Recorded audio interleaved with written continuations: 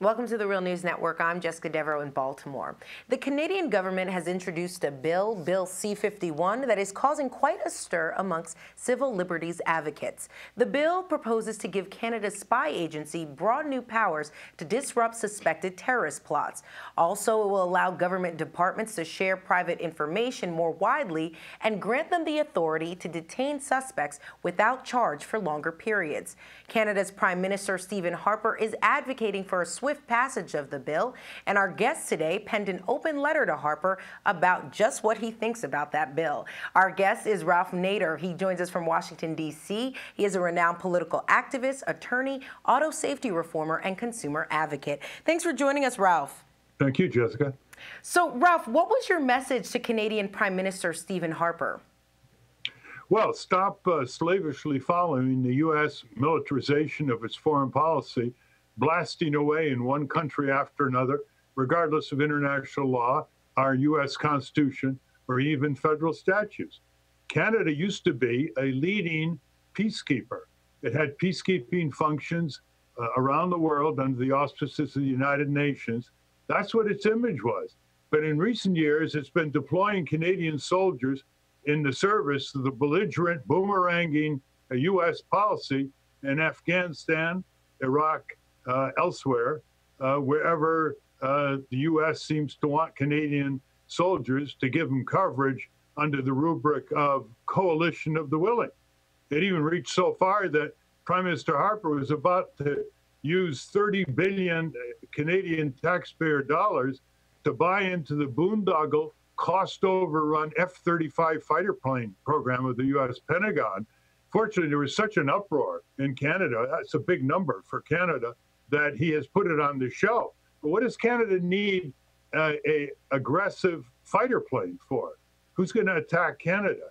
That is just to help bail out a floundering and long-delayed F-35 fighter program in Washington. So my letter to the Prime Minister was, return to your peacekeeping role, stop piling on more and more stringent laws that threaten Canadian democracy, as the editorial in the Globe and Mail, one of Canada's leading newspapers, pointed out in denouncing Prime Minister Harper's proposal.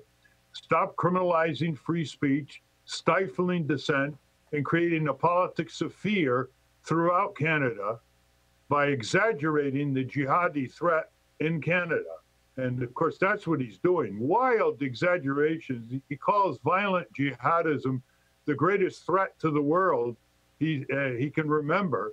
And I had to remind him about World War II and all the other huge, bloody civilian casualty wars. Ralph, there are some that may agree with you that Harper's language is sort of fear-mongering, and he's kind of playing into that. But still, they feel like there needs to be a level of security maintained for everyday people against potential terrorist attacks, especially in light of the October 2014 shootings in Canada that killed 2 Canadian soldiers. How do you deal with a potential real threat from so-called homegrown terrorists or those that become radicalized once they go abroad? Well, first of all, those were lone wolf attacks. There was no evidence that they were connected with the Islamic State over there in terms of a plot, number one. And number two, how do you define terrorism?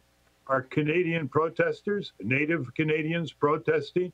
The police move in on them. There's a fight. Do they call these protests terrorism?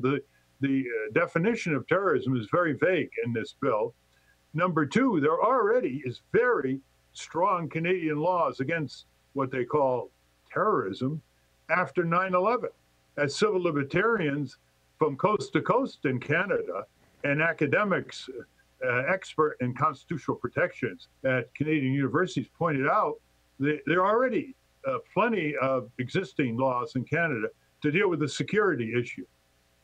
Can you give me some specifics? Yeah, there's investigative powers to the equivalent of our CIA. The police have been given surveillance equipment as well as pretty advanced military equipment. And so the Canadian post 9/11 law can do already whatever our Patriot Act allows it to be done in this country. They can go into private records, they can engage in mass surveillance. This simply increases it. And why is he doing this? He's doing this because there's an election coming up in the fall, and he thinks selling the politics of fear worked for George W. Bush. Why wouldn't it work for Stephen Harper? Totally unnecessary. And as the Globe and Mail pointed out, it pushes Canada closer to a police state. Very un-Canadian-like. All right. Do you see a future where Canada could sort of go back to their roots and become the peacekeepers of the world again? I think if there's a change of government, although, you know, the Liberals in Canada, the Liberal Party, is sort of like the Democratic Party. They're not what they used to be. The New Democratic Party, the NDP, which right now has the #2 number of parliamentarians in Ottawa, they give a little hope that if they can prevail, or if there's a coalition government between the Liberals and the NDP, ousting the Conservative government of Prime Minister Harper, that there'll be a reversal. There used to be a lot of Canadian foreign policy conflict avoidance people in the UN in New York. Last I checked, there's only one left. That's what's left of the peacekeeping functions of the Canadian government before the Canadian government signed up in the perpetual war militarization of foreign policy of Washington, D.C. All right. Ralph Nader joining us from Washington, D.C. Thank you so much for being with us. Thank you, Jessica. And thank you for joining us on the Real News Network.